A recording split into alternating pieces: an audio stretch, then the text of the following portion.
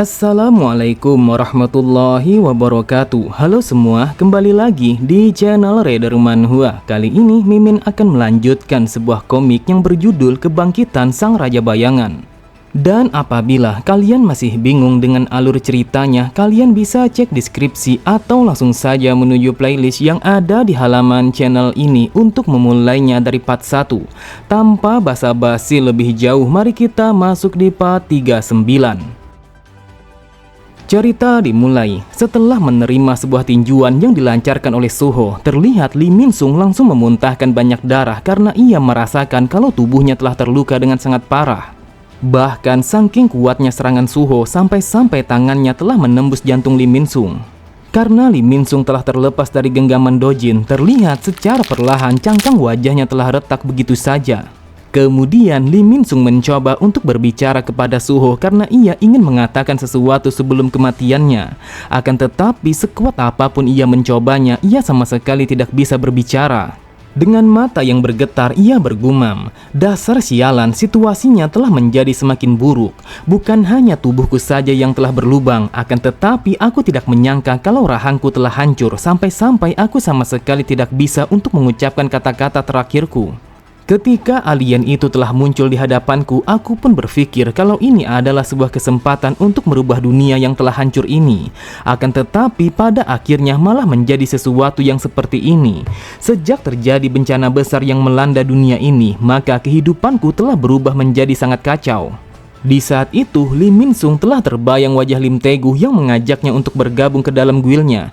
Ia bergumam, "Dasar sialan, entah kenapa di saat terakhirku aku telah terbayang-bayang wajah bajingan itu." Sambil tertawa terbahak-bahak, Lee Min Sung bergumam, "Aku tahu kalau kau saat ini telah berada di atasku. Akan tetapi kau jangan pernah meremehkanku karena aku adalah Lee Min Sung sang idola sejati." Tetapi tiba-tiba saja Lee Min Sung langsung terdiam ketika ia menyadari kalau Suho telah menatapnya. Ia bertanya-tanya apa yang terjadi kepada Suho sampai-sampai ia menatapnya dengan tatapan mata yang dipenuhi oleh rasa iba kepadanya. Namun secara perlahan kesadarannya telah menghilang sehingga membuatnya langsung menghembuskan nafas terakhirnya. Setelah kematian Lee Min Sung, seketika itu juga beberapa notifikasi telah muncul di hadapan Suho. Di sana dituliskan kalau Suho telah mendapatkan poin tambahan yang mana hal itu telah membuatnya naik level. Bahkan di saat itu ia juga telah mendapatkan sebuah ingatan yang dimiliki oleh Lee Min Sung. Tepat di belakangnya sambil tersenyum Beru berkata, "Wahai raja kecil, kau telah berhasil mengalahkan sang utusan Itarim yang merasuki tubuh Lee Min Sung dan itu sangatlah luar biasa." Akan tetapi Suho sama sekali tidak merasakan rasa bangga meskipun ia telah berhasil mengalahkannya. Lalu Suho berkata, "Beru, apakah kau sadar kalau orang yang tersenyum di saat kematiannya bukanlah sang utusan Itarim? Akan tetapi yang aku rasakan kalau itu adalah Lee Min Sung yang sebenarnya. Meskipun aku tidak sempat berbicara banyak kepadanya, namun aku menyadari kalau dia adalah seseorang yang hanya mengabdi kepada keinginannya sendiri." Mendengar itu, Beru bergumam, "Wahai raja kecil, apakah kau merasa kaget karena ini adalah pertama kalinya kau membunuh seseorang dari ras yang sama?" Kemudian Suho kembali berkata, "Setelah aku bertarung dengan Lee Min Sung, aku pun menyadari akan sesuatu. Ketika aku telah dipilih untuk menjadi seorang player, aku pun berpikir kalau tujuanku hanyalah untuk menemukan di mana ibuku berada. Bahkan aku juga berpikir kalau aku akan menjadi seseorang yang akan bisa membantu ayahku di dalam peperangan. Akan tetapi jika aku pikir aku sama sekali tidak memiliki sebuah tujuan untuk diriku sendiri. Apakah mungkin kalau itu alasannya mengapa Lee Min Sung telah memanggilku sebagai karakter membosankan yang sedikit pun tidak memiliki ego?" Lalu tiba-tiba saja aku pun telah teringat saat di akhir tutorial yang mana di saat itu aku telah bertarung melawan ayah. Jujur saja pada saat itu aku sangat kagum kepadanya. Meskipun dia adalah seorang musuh, akan tetapi aku begitu hormat kepadanya karena dia adalah seseorang yang sama sekali tidak bisa aku jangkau. Sampai saat ini aku berpikir kalau aku ingin menjadi seperti ayah. Bahkan aku berharap kalau aku akan bisa menjadi sekuat itu. Kemudian Suho berkata, "Aku telah berjuang dengan sekuat tenaga untuk menjadi seorang pemenang. Tetapi tepat di dalam lubuk hatiku yang paling dalam, aku pun merasakan kalau aku sangatlah frustasi." Lalu pada titik tertentu aku merasakan kalau ayahku telah menjadi sangat jauh dan juga sangat kuat, sampai-sampai aku berpikir kalau aku akan berhenti untuk memikirkannya. Tetapi aku harus mengatakannya sekarang juga, jika kita memiliki sebuah mimpi yang sangat besar, maka itu adalah sesuatu yang sangat baik. Dengan penuh percaya diri, Suho kembali berkata, jika aku harus bertambah kuat, maka aku bersumpah kalau aku akan menjadi yang terkuat.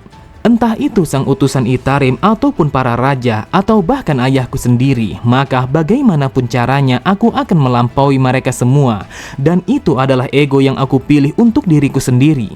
Terlihat dengan sangat jelas kalau Suho sama sekali tidak bercanda dengan apa yang ia ucapkan. Ia sangat percaya suatu hari nanti ia akan melampaui mereka semua dan menjadi yang terkuat. Pada sisi yang lain, terlihat Beru dan juga Esil hanya bisa terdiam setelah mendengar perkataan Suho.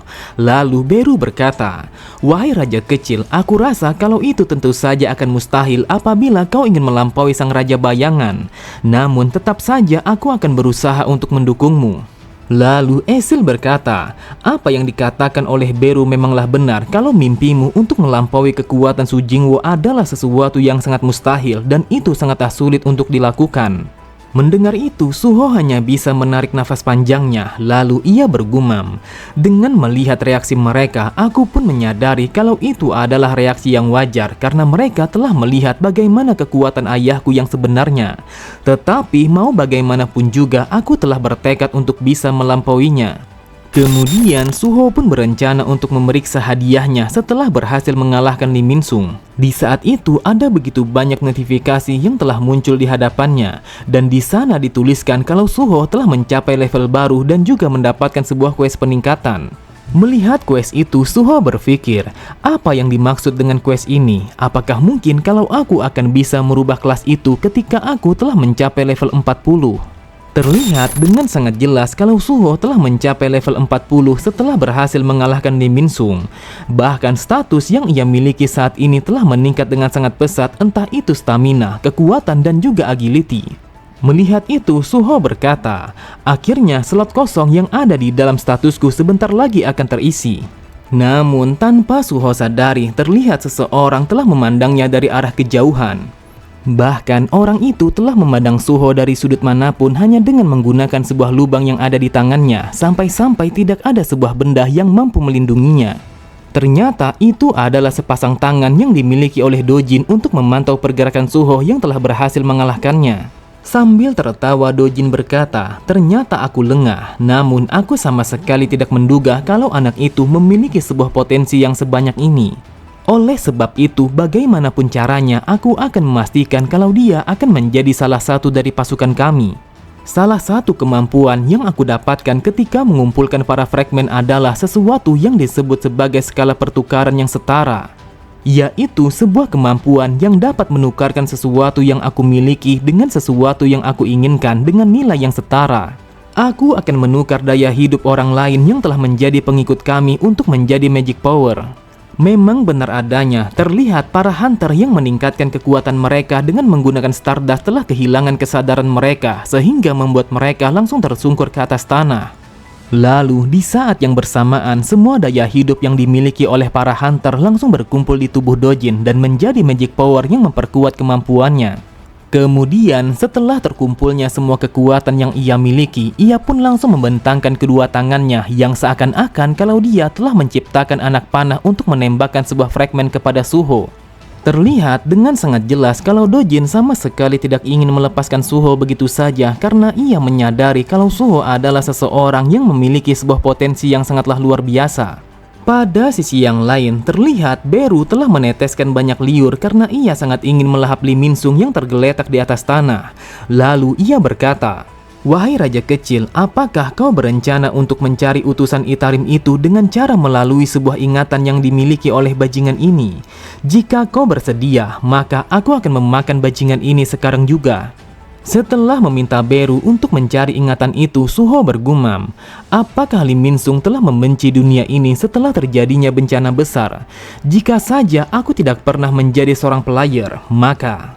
Namun tiba-tiba saja Suho sangatlah terkejut ketika merasakan kalau sebagian dari tubuhnya telah hancur begitu saja setelah sesuatu yang menghantamnya dari arah belakang. Terlihat Esil dan juga Gray langsung terbelalak setelah melihat tubuh Suho yang berlubang tepat di hadapan mata mereka. Mendapatkan serangan itu, Suho pun langsung melemparkan pandangannya ke arah belakang untuk mencari tahu siapa sebenarnya yang telah menyerangnya. Namun, ia sama sekali tidak bisa merasakan kalau orang yang telah menyerangnya adalah Dojin karena Dojin telah berada di tempat yang sangat jauh. Di saat itu, Dojin langsung menyeringai karena ia begitu yakin kalau dia telah berhasil menangkap Suho.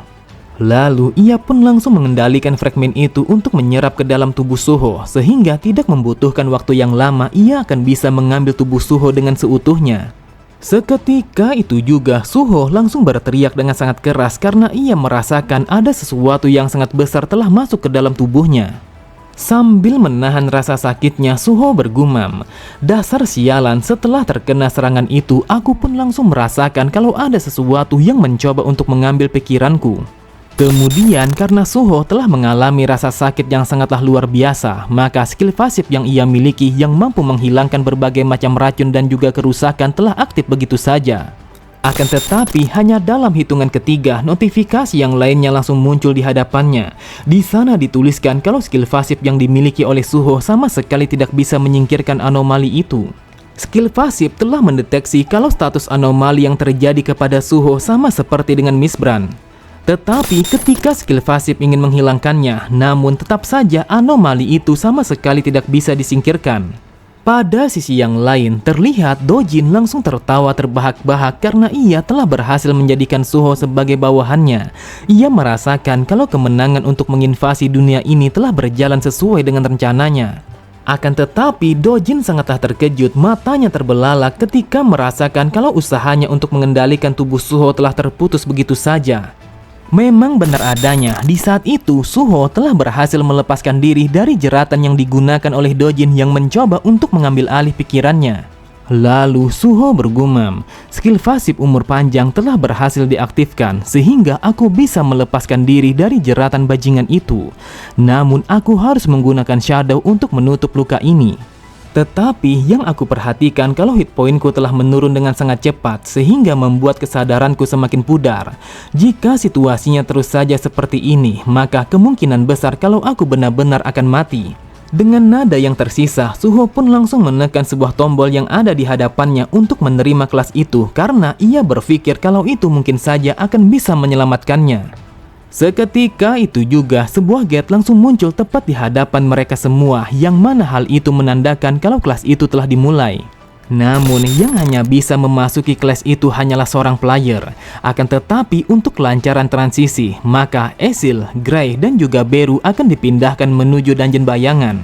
Di saat itu Suho begitu lemah karena hit point yang ia miliki telah berada pada titik yang paling rendah, sehingga membuatnya hampir kehilangan kesadaran. Di tempat yang berbeda, terlihat Dojin hanya terdiam karena ia sama sekali tidak menduga kalau dia telah kehilangan sebuah kesempatan untuk mendapatkan kekuatan Suho. Dari arah kejauhan, Dojin telah melihat sebuah cahaya yang begitu terang telah bersinar di tempat Suho berada. Namun tidak lama kemudian, sinar itu telah lenyap begitu saja yang bersamaan dengan menghilangnya kehadiran Suho. Beberapa saat kemudian, di dalam kegelapan, Suho bergumam, "Apakah aku telah mati karena aku sama sekali tidak bisa melihat apapun? Meskipun aku masih bisa merasakan sesuatu di wajahku, namun rasa sakit di perutku sama sekali tidak terasa lagi. Apakah ini artinya kalau aku belum mati?" Namun tiba-tiba saja sebuah api biru langsung menyala begitu saja dan menyinari ruangan itu. Secara perlahan, Suho mencoba untuk memfokuskan kedua matanya setelah api itu yang menerangi ruangannya. Akan tetapi, Suho sangatlah terkejut ketika menyadari kalau dia telah berada pada sebuah tempat yang sangat familiar di ingatannya.